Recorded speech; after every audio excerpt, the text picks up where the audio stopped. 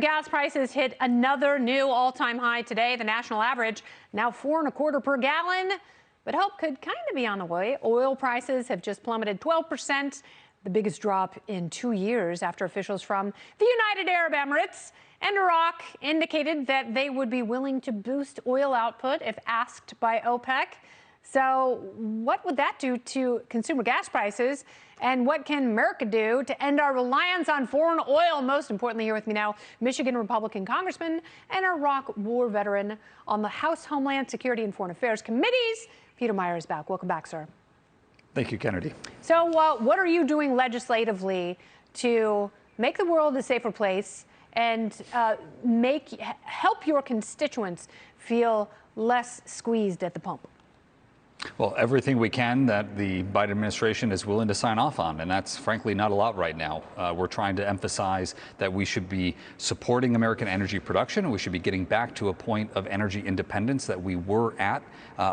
Trying to reverse a lot of the Biden administration's slow rolling of the permitting and the regulatory process that has really caused a lot of oil and gas producers in the U.S. to pump the brakes. We need to be focusing on supporting that American energy rather than having the Biden administration going hat in hand to Venezuela and Iran. Yeah, it's such a strange thing because, you know, we're being lectured to constantly about the climate, and I am very optimistic that we will come up with safe and healthy solutions in that regard. I don't think that's too far away, but it's also making people stop and realize, like, holy crap, we're still very dependent on fossil fuels.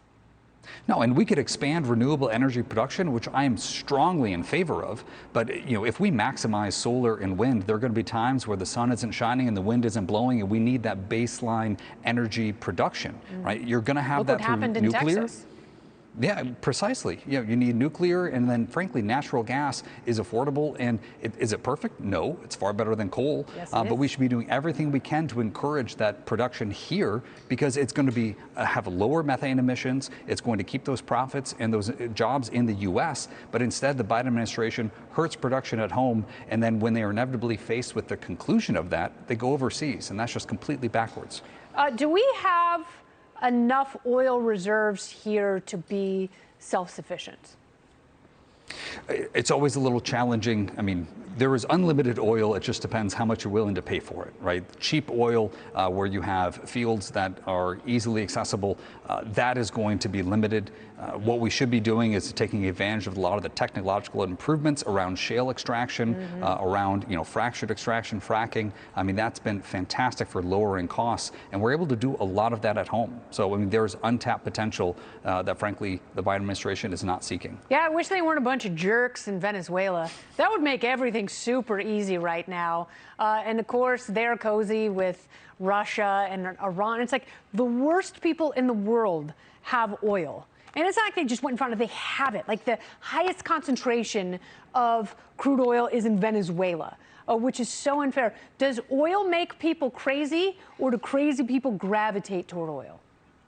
You know, I think the correlation or the causation there is a little bit hard. You obviously have a little bit of that resource curse. You know, if you don't have to support your population in order for them to be productive and get to a higher economy status, if you can just drill it out of the ground, it's pretty easy. But, you know, bottom line is we're able to do that here in the U.S., and that's where our focus should be. And yeah, I would much rather prefer we're hanging out with folks in Pennsylvania and North Dakota and down in Texas than making bedfellows in Tehran or in Caracas. No, I'd much rather go to Pennsylvania.